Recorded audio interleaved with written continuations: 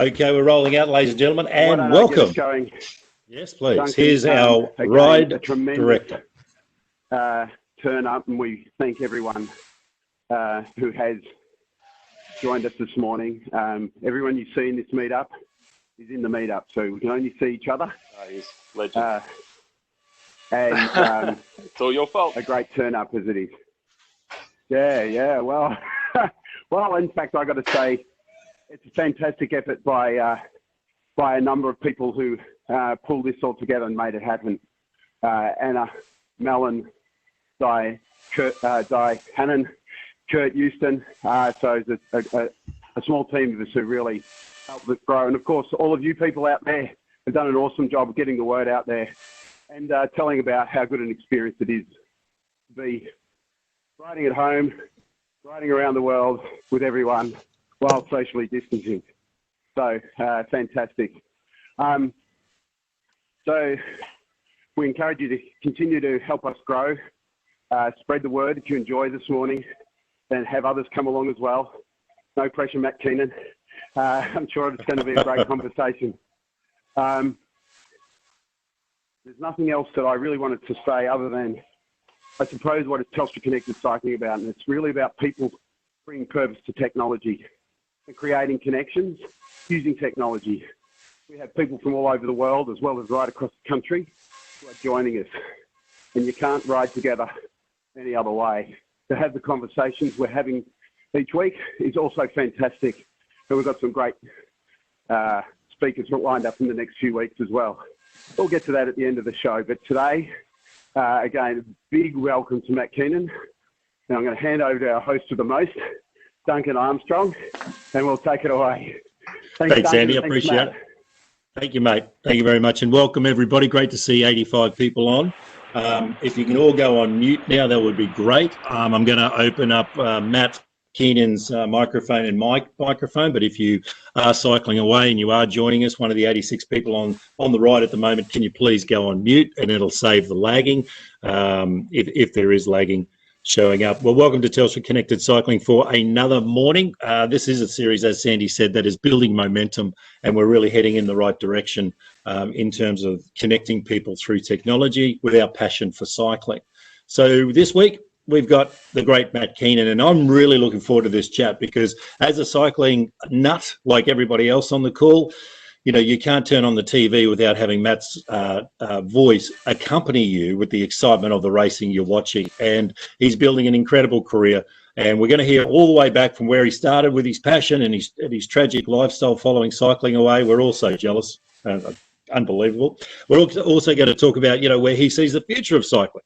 So while we're pedaling along, this is what we're going to be doing. We're doing a 5-minute rollout, which is still, we're at 3 minutes and 15. And then at the 5-minute mark, we're going to pick that up and we're going to do 25 minutes of fairly hard but steady state riding. And then we're probably going to do a couple of sprints at the end of that before rolling down and saying goodbye. So we've got about 90 seconds to go until that steady state cycling. Hopefully you're enjoying the Zwift. Hopefully you're enjoying the company as well. So let's get into Matty Keenan. Matty Keenan, like I said, has replaced a couple of absolute legends of the sport, and he's stepped up in an admirable way, and he really is building a great career, and it's great to have him along. So Matt, thanks for coming along to Telstra Connected Cycling. And the first question I guess we all should know is, what are you riding this morning, and how many bikes do you have? In the garage at the moment, when you look at the full stable, which includes my kids' bikes, my wife's bikes, my bikes, we've got 7 bikes in the garage. The one that I'm on at the moment is a Trek Damani, which I get from Peak Cycles and Trek. They look after me. They give me a new bike every 12 months. But this one hasn't seen a back wheel for almost 3 months. I'm not sure it's going to know what a back wheel is. It's been fascinating to do. Fascinating to do so much riding. I've done more riding in the last couple of months than I've done in the previous few months when I've been able to go outside.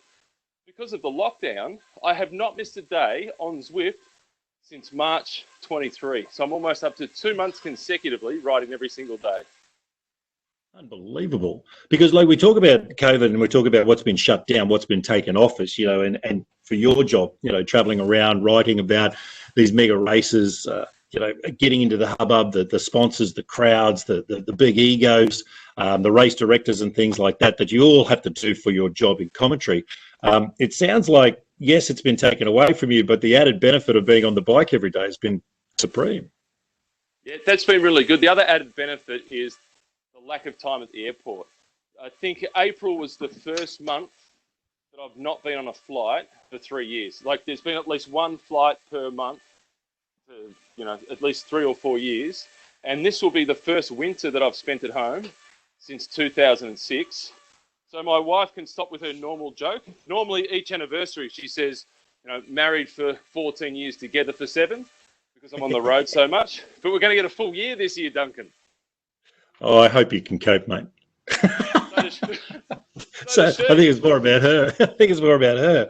She's going, I really like you. At the end of this, you're like, I really like this travel situation. It's been good. So where did it start for you? Where'd your passion for cycling start, Matt? I grew up as a normal kid loving every single sport. The kid that went down the park on a Saturday morning, kicked the football around and commentated to himself, kicked the winning goal every single Saturday morning, played a lot of tennis as a kid, basketball, football, did athletics. And then there was a family friend of my mum and dad who was a cyclist. And I just thought this guy was the best. Jim Fawcett was his name. And he happened to have a really cute daughter that was the same age as me that I had a crush on as well. And I ended up dating her. She ended up becoming my childhood sweetheart. Sadly, he was killed riding to work one day. But hearing all of his stories, seeing the photos of him around the house, really inspired me, and I got really interested in cycling. And then Why Would a Sport on a Saturday afternoon on Channel 9, they had the Tour de France with Greg LeMond winning, and I just thought it was amazing. And the names of the riders, the names of the villages, the names of the mountains, opened my eyes, and it made me want to discover the world as much as anything else. And in around about 1990, I thought I was going to be the first Australian to win the Tour de France, in the same way that Greg LeMond was the first American to win it. Then I rode my first race, Duncan. Finished last. But how was your commentary at the back position there? Was it good in your mind? Your commentary career started because you were commentating who was in front of you? Well, I had plenty of people to commentate about then, didn't I? So it was on the track. I started on the velodrome, and I remember it distinctly. And the Niewon family, you'd remember the Niewon family, Gary Niewon. Gary, yeah. Yeah, that whole family was there. They were all members at the club that I went to for my first few races. And I was so nervous. And anyway, I saw Gary Niewon there, and I was like, oh, wow, this is the big time. And here I am as a 15-year-old kid riding his first few races. Race number 1, scratch race, last. Race number 2, points race, last. Race number 3, motor pace, last. But I'm a cocksure 15-year-old. I'm in the car next to Mum on the way home thinking, how good is my autobiography going to be when I go from last to winning the Tour de France? It's the Michael Jordan story. He was cut from his junior teams, but he went on to become Michael Jordan. The Matt Keenan story. Finished last in his first 3 races, went on to win it all. Yeah, well, I thought the Tour de France isn't won on a velodrome. I can do this. Wait till I get on the road. Then they'll see me. And what happened when you got on the road? I ended up going okay on the road. I got to a level where I represented the state at national championships. I got to, in the National Road Series, I finished 5th in the National Road Series, rode the Herald Sun Tour as part of the Australian Institute of Sport, went to Europe a couple of times, won a few races in Europe, and I was okay, and I was good domestically, but I wasn't quite good enough to go that next level. But one of my absolute highlights was when I won a race in France. So I was 22 years of age. I'd been in France for 5 weeks. None of the guys on my team had spoken English to me. They'd only spoken French. We went a race, went from point A to point B, and then 3 laps around a circuit. I was in a breakaway with a bunch of guys. One of them was my teammate. We got down to the bell lap. It was just me and my teammate left. 5 Ks to go. And all of a sudden, he says to me, I want to win. I nearly crashed. He speaks English, Duncan. No one's spoken English to me for 5 weeks. I said, I want to win too. He says, my grandfather is here, my grandmother is here. My family is here. This is close to my village. I want to win. I'm like, man, I flew Garuda, Indonesia to get here. I really want to win. That drops the family. Exactly. And then he stops working. He's sitting behind me. He's not pulling. And I'm like, oh, man, they're going to catch us. If we don't work together, neither of us is going to win. I said, okay, you win, I get the money for first and second. So he starts working with me. And at that point, we had a deal. And then I saw the final corner. I saw the finish line. I thought I might not get another chance again. So full gas up the inside. So I'll lead you out. Full gas up the inside. My bike handling skills were better than his. I gapped him, sprinted across the line as fast as I could, got across the finish line. His French was really fluent to me once I got across the finish line. Oh, mate, what is it? Experience and treachery will always beat youth and exuberance. Yeah, I thought, oh, I'm going to get in trouble here. And then the team boss was, oh, mate, we got first and second in the race. Yeah, it doesn't matter what order. Who cares? Yeah, so it was pretty cool. And then I got so you're not on his. Yeah, so you're not on his Christmas craft list. Okay. No, he didn't speak English to me again for the rest of the season. Yeah, I wouldn't either. So what was next? So what was next? You've had your win in Paris. You know, when did it come a time then you looked around and you thought, I'm probably not going to live that dream in the saddle? Yeah, there was a few stepping stones along the way. So a couple of years prior to that, in '95, I was in the Netherlands. I didn't win a single race. My best results were a couple of top tens. I came to the realization, I'm not as good as I think I am. The 21-year-old, I raced just in Australia, and I went back and did my final year of school. So I repeated year 12 because I didn't get very good marks the first time around. Because why did I need to work very hard at school, Duncan? I was going to win the Tour de France. You were going to be that guy. Yeah, I used to wag school to go training. Other guys wagged school to go and chase girls or go and experiment with alcohol and drugs. I wagged school to go training. So as a 21-year-old, I did year 12 at a TAFE, and I raced domestically in Australia, and I set myself a bunch of objectives. I had to win a certain amount of races, finish top 10 in the national championships. Incidentally, I was the first under 23 at the national championships that year, and that was the first year they had under 23s at the world championships. And one of my biggest disappointments was not getting selected for the Australian team.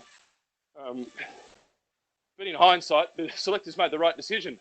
They picked, ahead of me, they picked Cadell Evans, Baden Cook, Brad McGee, a bunch of other guys that ended up winning the Tour de France, Olympic gold medals and a whole bunch of other things. But anyway, and then in '97 when I went to Europe, I said I've got to win at least 4 races to justify continuing to chase this dream. I didn't win 4, I won 2. I said, okay, well, I didn't achieve the objectives that I'd set myself, those stepping stones. Come home, go to university, get a real job. And, I was pretty clinical about it. But you had to be. I didn't want to be that guy stopped at 26 with nothing to show for it. I either wanted to make it properly or do something else and be successful in something else. And that's it. Like looking back in the cold light of day on a bike in the morning, on a Wednesday morning, years and years and years later, that looks clinical, but it would have been agonizing. It would have been very, very difficult because even though you've named, Cadell and Baden and Brad and everything like that, you were that close. You're perhaps 1 or 2 selections away from like maybe getting across that crest and into some pretty rich company. Yeah, but you know this better than anybody else. The gap between, there's a lot of people that can be around about 500 to 1,000 in the world. There's not, and then there's a lot of people that can be maybe 100 in the world. There's not many people that can be top 10. There's very few that can be number 1. And the gap on paper doesn't look all that big when you're 20 years of age, but the gap is enormous. To close that last couple of percent is absolutely huge. And for me, I can assure you, it wasn't a lack of discipline. I worked my ass off. It was not a lack of opportunity. Had nothing to do with politics. It was a simple matter of my mum and dad's fault. They did not give me the genetics. I wasn't good enough. I'm blaming my parents. That's cold, man. That's cold. All right. So the cycling dream is dead. How does the next part of your cycling fanaticism begins in terms of being at races and being part of the orbit of the racing and stuff like that, and starting to maybe start on a journalistic career? Where does that begin? I threw myself into university afterwards. I still had 2 local club races that I wanted to win. One of them was the Jim Fawcett Memorial, the memorial for the guy that got me into the sport. And I won that race. And then I won a race called the Northern Suburbs 3-day tour, which was an important race to me locally. And that was the last race I ever rode. And then I was studying, finished my degree, started working, and I really wanted to stay involved in the sport. I never stopped riding. I was always riding. And I didn't want to be a coach because that means you're making a commitment to somebody else, and I didn't want to run the risk of letting anybody else down. And then there was an advertisement for somebody to be a co-commentator, voluntary role at Hisense Arena, it was then called, now the Multi-Sports Arena at Melbourne Park, for the Melbourne Cup on Wheels, the Austral Wheel Race, those events. I thought that would be a really fun way to stay involved. I'd like to do that. So I went to do an interview for a job where I wasn't being paid, and there was a panel of 8 people. It was, it was one of the biggest job interviews I've ever had in my life. And I'm waiting out the front. The guy walks out. Robert Crow did the interview before me, and he's a guy that won multiple Australian championships, went to the Barcelona Olympics, fantastic cyclist, infinitely better than me. And I walk in, and they said, well, we've just had Robert Crow in here. He's a way better bike rider than you. What can you bring to the table that he can't? But fair point. Yeah, Crowy, definitely a better bike rider than me. So I asked them a question. I said, who's a better bike rider, Phil Anderson or Paul Sherwin? At that point, Phil Anderson was the best Australian cyclist there'd ever been. Oh, ridiculous question. Phil Anderson, of course, way better than Paul Sherwin. I said, yeah, I agree. Phil had done a little bit of commentating at that point, not a lot. So who's a better commentator, Paul Sherwin or Phil Anderson? Oh, Paul Sherwin's one of the great broadcasters. He sits next to Phil Liggett. I said, yeah, okay. So why don't you give us both a go? So they gave us both a go. And the first race I commentated on with them was the Melbourne Cup on Wheels. I remember Richard England won that race. He had a handicap start of 80 metres and gave him the nickname of Dick London when he won. And I just fell in love with it, and I was up and away. Up and away. Because that's sometimes the way it works, isn't it? Sometimes you've just got to take your opportunity and point out that there's been a plethora of great commentators in so many different sports who really understand the sport, have played the sport, but might not have necessarily got to the top echelon of the sport. But that understanding of what goes into the guy in last place, in the middle of the pack, their families and everything like that, can sometimes be what gets you over the line with the understanding and the aspects. You need to be a great commentator, hey? And you see that in coaching. How many of the great coaches were absolute star athletes? So often it's the guy that was, a good player or a good athlete, but not a great athlete, because they've got to look for that something else. So they've got to do all the 1%ers. I think a guy that would make a great coach is a guy like Simon Gerrans, who didn't have loads and loads of talent relative to his results, but he did all the things that didn't require talent to get the most out of what he had naturally. Yeah, the little 1%ers. And you're right, like the star player doesn't know how he does what he does. He just basically instinctively goes ahead and does it. And then when he comes around and tries to teach that, he kind of looks perplexed when the younger players that he's trying to bring through and develop and mold and get that aspect, he looks at him and goes, why can't you do this? This is easy stuff. You step here, you pass the ball there, kick it all right. And so sometimes it's that guy who sort of has to really grift and work, and it has that aspect to be able to coach. So again, I think that's great in commentary too, because if you can't describe what's happening to the people at home, it's very, very, very hard to actually gain the audience. Okay, now, so you get this job at Melbourne Park, you start going really, really well. You can remember your first race. You can remember Dick London. How long did it take? How long did it take before the momentum began? That people could see that you're good at this, you've got a craft, you're descriptive, you're a hard worker, you're structured, you're anal, and you want to do really, really, really well, which all rolls into basically chasing opportunities. When did the opportunities really start? Your own opportunities in a lot of respects. Nobody's going to come and give them to you. And at this point, my ambition was that I would still be juggling a normal career and commentating and I wanted to commentate on the Herald Sun Tour. That was my ambition at that point. So then I volunteered to commentate on as many bike races as I could to learn my craft. And I volunteered at community radio. So I was doing that every Saturday to try and improve, to try and develop. And then the Bay Cycling Classic, they always had Phil Liggett come out and commentate. So I thought it'd be pretty good to get in front of Phil Liggett and commentate there. So I went and volunteered, paid my own accommodation, and commentated at the Bay Cycling Classic. And I just commentated on the support races. And then he did the A-grade races. That was year one. Then year two, I went back there again, volunteering once again. I was commentating on the support races. And Phil said, oh, why don't you come up and join me for the elite races? That was the first time I worked with Phil Liggett. And obviously I was very nervous because he's the icon of cycling commentary and one of the icons of commentary full stop. And then he and I struck up a really good rapport with each other. And I went back the next couple of years and kept working with Phil, and then took all my annual leave to commentate on races locally, spent most weekends going away to commentate on bike races. And that's when I started to figure, maybe there's more than one way to skin a cat. Perhaps, sure, I'm never going to ride the Tour de France, let alone win the damn thing. Maybe I can still get to the Tour de France. That's when the dream reignited in around about 2004 of trying to get to the Tour de France. So I kept doing everything I could to put myself in with a chance to get the opportunity to commentate on a major international race and be ready when I got that chance. Then in 2007, I was sitting in the office and I got a message from ASO, the company that owns the Tour de France, and they said, Phil Liggett and Paul Sherwin have given us your details. We wanted them to commentate on the Tour of Qatar for us, but they're not available because it clashes with the Tour of California. Are you available in 2 weeks? Yes.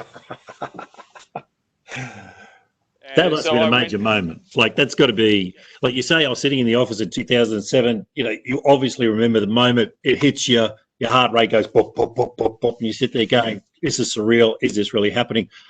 Before we get into that, do you remember the first thing you said to Phil Liggett? Because how is Phil Liggett seen? Like, we know Phil Liggett, the legend, now. But what about the ranks of cyclists? How did they look at Phil Liggett? I know he was a great friend of Lance Armstrong, and they had that fantastic ride together. With Lance's career and everything like that, and they were pushing each other on. Basically, you know, Phil was bringing it to the English world. Lance was doing the winning. Phil was doing the commentary. It was a fantastic relationship on the bike and off the bike. Do you remember the first time you met Phil?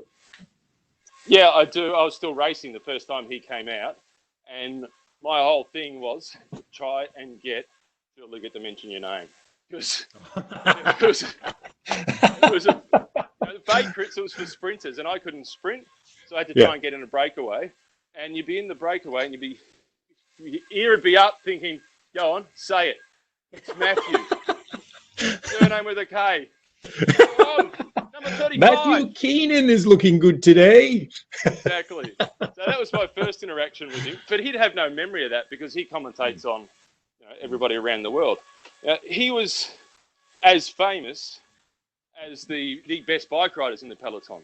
Now, there's guys that rode the Tour de France that you didn't know, but everybody knew Phil Liggett. Yeah, he holds huge status and across generations, because, you know, a guy retires, has a career for 10, 15 years. 15 years, it can be a really long one. They can get forgotten pretty quickly unless they've done something absolutely exceptional. But Phil's voice has been there for 45 years. So he's gone across 4 generations. And that's still there. That's still the soundtrack. So you're dying for him to say your name, you meet him, but then a few years later, you're sitting beside him in commentary, in his office, in his domain. Yeah. He's the king of the castle, you know what I mean? He's the king behind the microphone in all things global cycling. And so all of a sudden, you're sitting beside him. He says, come on up, come and do the pro races. I'll be watching you. You know a lot more about this probably scene than I do. You're going to help me with the names of the lesser knowns, if there's breakaway, all this sort of stuff. There's currency for him in getting young Matty Keenan, who can't wait to commentate next to it. Okay, so here's the old bull and the young bull sitting in the commentary. Do you remember the first time you commentated with him, and do you remember your first stuff up in front of him? Well, I do remember thinking, you know, the great Australian movie, The Castle, and Dennis Denuto goes to the High Court of Australia, and he's looking across at all the other lawyers, and they're passing notes across to the lead barrister, and he looks across and he just passes a note across that says water, ? I was like Dennis Denudo. Anything I could do to help Phil, and I just wanted to be the sidekick. And basically I can remember saying to him, as you kind of just described it, I'm in your house, I'll follow your lead, and I'll get out of the way with a kilometre to go, so you're calling the finish and my voice isn't interrupting that. Because obviously I was of the view, people don't want to hear me, they want to hear Phil. And so did you step on his toes? Did you stuff up? Did you give him some wrong information? Did you make a mistake? Did you make a mistake, brother? With your enthusiasm and your notes and everything like that, did you make a mistake with the king? You over-talk. That's what you do when you're nervous, is you over-talk. But what I did do is I lacked that confidence in his presence, and I ended up giving him information that I should have actually imparted myself. This person has done these things. Here you go, here's the information, rather than actually sharing that over the microphone myself. Let me tell you something about this guy. Let me tell you something about this guy. That was you. Yeah. All right. So you get called up by ASO. ASO now on the scene. Thank you very much from the endorsement from Paul and Phil Liggett. And can you be in Qatar in 2 weeks? We're even going to pay you for this. It's not going to be a voluntary position. This is 2007 and away you go. How did you go as the man in the middle your first time for ASO with Qatar? Yeah, well, to Qatar, they said this is an audition to be the sidekick from Paul at the Tour de France. So obviously another Dennis Denudo quote, I was shitting myself. And that was the moment where I thought, okay, here we go. And you're commentating on your own, and there was no atmosphere. There's no trees, but it was a good race. And then I got no feedback from them. I thought, well, it mustn't have gone very well. I got back to Australia, and a week later I got an email asking if I was available to come to France and do Paris-Nice. Figured, okay, must have gone all right. Went and did Paris-Nice on my own. Got an email a week after getting home. Am I available to come and do the Tour de France? Am I available? Yeah, I reckon I might be. So in 2007, I went and did the Tour de France, and I was so nervous. You talk about stuff-ups. It's the biggest stuff-up that I've ever made that still sticks with me. It still grates on me.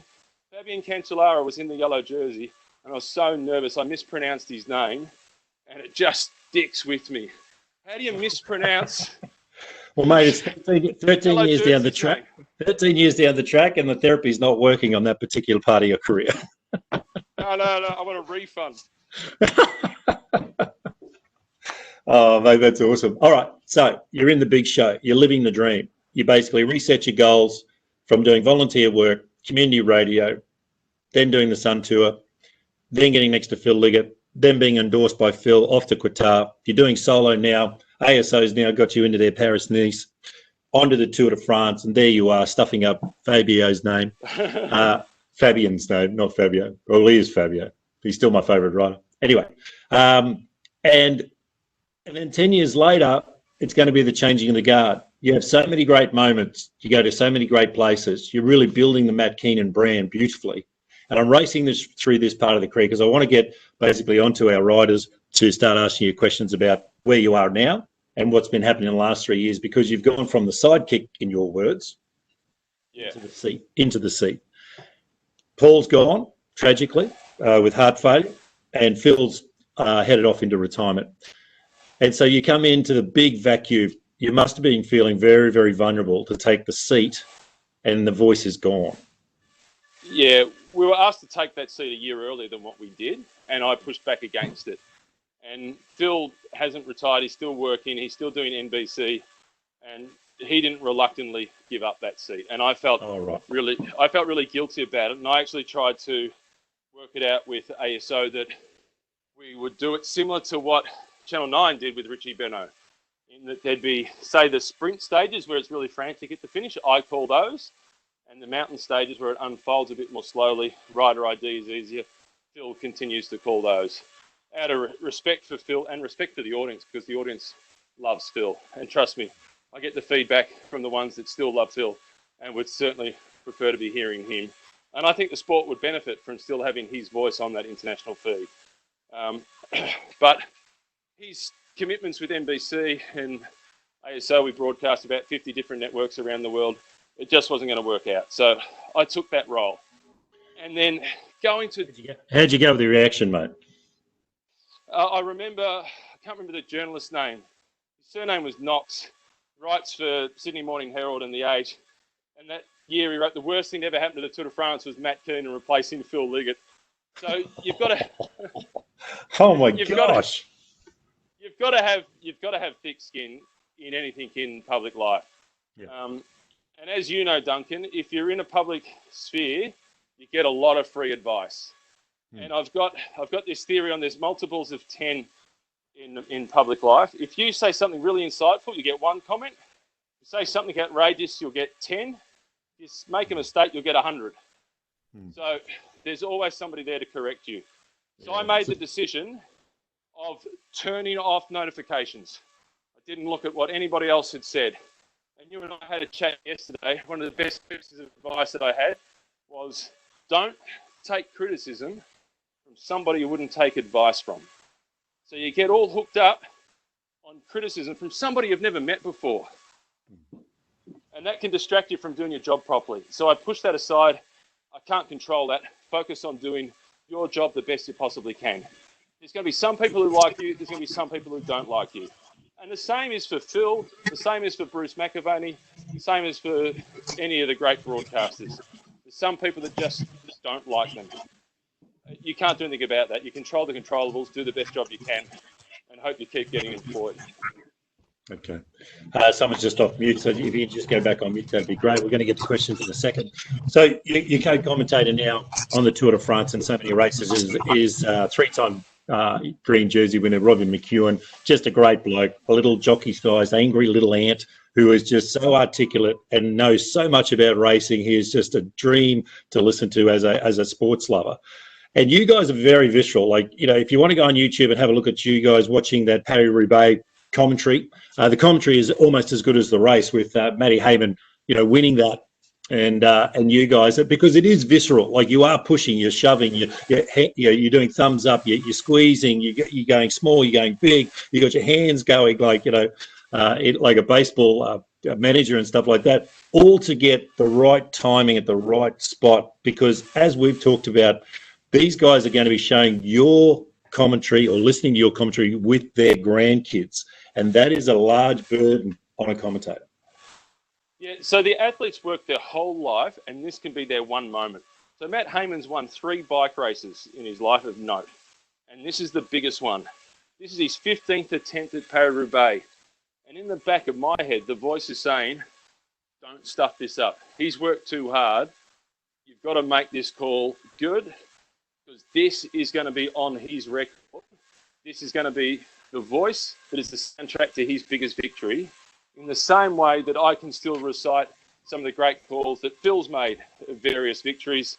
And I'm sure that you can still hear the call of your win in '88. And you can hear the call of great goals kicked in grand finals in the AFL, great marks taken. You know, Jezelenko, you beauty from 1970 still stands. So there is that in the back of your head. And I feel like a real responsibility to that athlete for all the hard work that they've done to do them justice. And it's the one where you've got the most time, or the most difficult because you've got too much time to think. It's the one where it's actually, you've got the adrenaline going and you're in the moment. They're the easier ones. And the Matt Heyman one was, Richie Beno had 8 rules of commentary, Duncan, and one of them was, there's no team called them or us. We were doing that commentary just for SBS, just for Australia. We broke one of those rules. We were barracking for Matt Heyman. You beauty. Hey, I got a question here from Brad Geyer on the ride. He goes, Robin McEwen was an amazing rider, but seems a fun and passionate person to commentate with also. Has that progressed? And is there any stories about him? Because that was Brad's question. Thank you, Brad. But my question is, he was a pest on the bike. Is he still a pest in the commentary? Oh, yeah, he's awesome. So we've only been pulled over by the police twice with Robbie driving. And there was one time where he's still racing. We're coming down, when we leave the Tour de France each stage, if it's a flat stage and we're straight on a highway, I drive. If we're going off a mountain and it's complicated, Robbie drives. So this one day, we're on a mountain, and he could hear the gendarmes coming. So he puts the hazard lights on. We're getting on the wheel, Keno. So he lays off the cars in front of him. The gendarmes come past, and Robbie just throws the car, and he's bang right behind the gendarmes. Looks in the rear view mirror, and it's Greg LeMond. He's won the Tour de France 3 times. Robbie goes, looks across at me, goes, yellow jersey, green jersey. The difference between sprinters and climbers. Just awesome. I reckon if LeBon knew that McEwen is in the car in front of him, would have been happy because at least he knows his lines. More space. Yeah, that's right. Exactly. He would have been happy. Okay, we're going to go to questions now. Mark Proctor's got a question here. How do you think, Matty, the smaller pro teams will go with such a crowded calendar in Europe this year? They won't be able to cope. I think they my won't be headset's able gone. to. Can you hear me okay? Sandy, we can hear you, but I'm just asking a question. You're next. I can't hear you. Matt, I'm going to switch. Can you hear me? Yeah, go for it. Go for it. Okay. I'm going to switch tack entirely. Obviously, COVID has tipped everything on its head. We're talking about a jam-packed calendar. Personally, that affects you, obviously. Usually you would be at each of the 3 major stage tours later in the year, and I think there's a bit of overlap going on. You and I joked that you needed technology, a number of screens, a bit of clipping the ticket on each of them as you shuffle between screens. So that's the commentator view, but probably more interestingly, doing what we're doing, we've seen cycling as a platform where the pros can actually still compete. No one else can really do that. And cycling, the pros have been racing in the races. Is this something that's going to stay? What do you see the future as? Well, so firstly, Mark asked the question before about the busy calendar at the end of the year. Yeah. And the smaller teams. They won't cope because there is a big overlap. For example, on the 25th of October, we have the last stage of the Giro d'Italia, stage 6 with a mountaintop finisher on the Volta a España, Paris-Roubaix, and a race in China. All World Tour races all on the same day. They don't have enough riders on the calendar. They don't have the resources to be able to do that. It's not going to work. They'll collapse, some of those teams, unfortunately. Sandy, in terms of your question and the racing online, I saw a question that was posted earlier about the SRAM Send It series. The online racing has been sensational, and it will continue and it will grow, but it will never replace real-world racing. And Robbie McEwen answered this best in a conversation that I had with him. And he said, "You'll like this, Duncan. I would have done them because the team would have paid me." There's no dangerous corner with 500 metres to go in a virtual race online. So Robbie's ability to win Robbie often was not the best bike rider in the race, but he still won because there's those intangibles. And Duncan, you could probably make the argument that you weren't necessarily the best pure athlete when you won the Olympics, but you were the best guy because you ticked those other boxes as well that made you the whole package. And that's what Robbie is as an athlete. That's what a guy like Peter Sagan can be as an athlete. They know the right way up the corner. They know the right time to use their energy, which you don't get that quite the same way when you're racing online. Yeah, nice one, mate. I understand that. It's that intangible taking in the moment, the man in the moment and stuff like that. Well, talking about riders, let's switch to women's riding. We had Brodie Chapman on, which you rode along with a couple of weeks ago. Brodie gave us a great perspective about women's riding and just basically how intense it is and how it's shorter courses, smaller teams, more tactics, less radios, maybe a little bit less support. Do you agree with her that it can have the perception of being more aggressive than the blokes? It often is because of exactly what you just said. It is less controllable because the teams are smaller and the racing is shorter. And Brodie's got a fantastic attitude. Stage 1 of the Women's Tour Down Under this year, it was being live streamed on Channel 7 and it was being broadcast internationally. We had a world feed. Brodie was sitting in the peloton and I spoke to her afterwards. "Why'd you attack with 50 Ks to go? You had pretty much no chance of winning." And she said, "Well, we don't get that many chances on TV as women's racing. I don't want it to be boring. I want it to promote the sport." So her attitude is she's always wants to be on the front foot. But I grew up in a family where everyone played tennis. And in tennis, there's gender equality between men's and women's. And my mum was a better tennis player than my dad. So my mum was the sporty person in my family. And the biggest sporting rivalry that we had in our house as kids was Navratilova versus Chrissy Evert. And now in my house, my daughter is more into sport than my son. And she's got two major sporting heroes. One of them is Rafa Nadal, and the other one is Amanda Spratt. And she doesn't see them any differently. And one of my proudest moments, Duncan, was we were doing a bike ride 2017 after Amanda had finished second at the national championships. And she got dropped a couple of times, fought her way back, but she never gave up. We're doing a ride. My daughter was the youngest kid on the ride. We're going up this hill. All the bigger kids are taken off at the bottom of the hill. My daughter was last. And I said, "You okay?" She said, "Yep. I'm on gear one, Dad, but I'm Amanda Spratt." She just kept pedaling. She just kept pedaling. She caught one kid.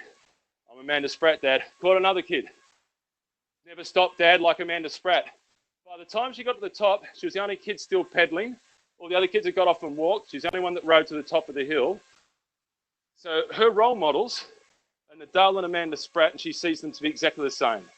And that's the way it should be, because they are. Just because one gets paid tens of millions of dollars more doesn't make him any more valuable than Amanda Spratt.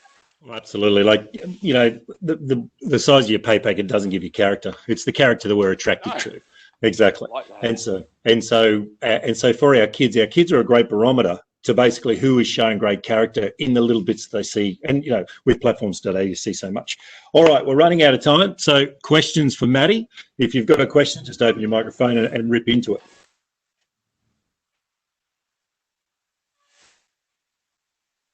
Duncan, I got a question. It's gotta be. Yep. Go for it. Maddie, who else is in contention from the ISO to get that big gig? You know, you got the number, but who was your, you know, that maybe your predecessor in years to come, or is nipping at your heels as a commentator? So I was competing with a whole bunch of guys from the UK that are working for Eurosport. And one of the challenges that I've got in terms of working for ASO is they choose a guy from the UK. It costs them 120 euros to get them over there on the Eurostar. They've got to pay me an airfare to come from Australia. So already my cost point is higher just to get me there. So I'm never going to be able to compete with them and say, no, you know, I can do it slightly less than the opposition, because I'm always going to be more expensive. So I've got to somehow prove that I'm going to do a better job. And I don't want to compete on price. I want to compete on performance. So my competition with the English-speaking guys that you hear at the moment on Eurosport, that's who I was up against. And I've now been with ASO since 2007. So in my 14th year with them, I've recently signed a 3-year extension with them. So I'm pretty happy that I've signed a 3-year extension, that we're in the middle of the COVID. It's inked in. It's inked in. So well done. Any other questions, guys? Where are we at with the program this morning? I know everyone's been huffing and puffing and doing a great job, and I've been looking at your cameras to make sure everyone's sort of getting along. We burnt through the 3 sprints because Maddie was just talking too much good stuff.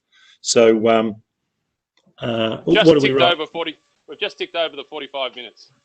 Okay, so do we want to keep going for another 5 minutes with Maddie, and then we'll wrap her up? Yeah, I've just got a little announcement to make. Telstra is now launching its, in conjunction with TDU and Velon, our online esports program, and we've got a great lineup of commentators. Unfortunately, Matt Keenan's not one of them, so sorry to bring that news to you, Matt. You got. It doesn't matter. It's just not you. Too expensive, probably. No, awesome conversation this morning. And again, thank you very much, Matt, for coming along and sharing probably with us stuff that's probably hard to find anywhere on Google. And that's what we're actually about here, is getting underneath the covers. I'm doing the wind up here, Duncan, so if I'm cutting your lunch, I apologise. But we have had the fortune of having Matt join us on other occasions and actually bring his insight into the conversations with some of our other riders. So I hope, Matt, you can find the time for us to join in future events, as we have a great lineup in the next few weeks which includes, as I say, Scott McGrory next week, 2000 gold medal Madison winner. And he not only won the gold medal, it was in circumstances that will bring a tear to your eye. And he'll be telling that story next week. We also have lined up Phil Anderson. So Matt was talking about Phil Anderson as a commentator. We'll get to see how good he is and how far he's come. But again, Phil's coming along in the next few weeks as well. So again, we're lining up more great talent to come along and speak to us. Get your networks who like this sort of stuff an easy Wednesday roll around London. Get them to come and join us. This really is people coming together in a brilliant way, which is what Telstra is all about, obviously. So with that, I just hand it back to you, Duncan, for the formal wrap-up. And again, big applause to you, Matt Keenan, for joining. Thank you. Yeah, let's put your hands together for Matty. Well done, mate. Thank you very much. We did get to all the stuff because I wanted to talk about the castles and how you spruik on about all these wonderful landmarks on Let Tour, which is hysterical. I can tell you really love it. But that we're going to hold that over until next time. It's not going to be too many weeks before we get Matt on, and we'll dig down into a little bit more about what happens on tour behind the scenes, because that's really interesting as well. But thank you for sharing. Thank you for coming along, lining up. Thank you for huffing and puffing with the rest of us. And for everybody who showed up, I hope you enjoyed your ride this morning. Like Sandy was saying, we've got Scott McGrory, Olympic gold medalist, next week. And thank you to Anna for putting it all together and our steering committee with Kurt and Di. And remember, Telstra Connected Cycling, connecting people through technology with our passion for cycling. We'll see you next week.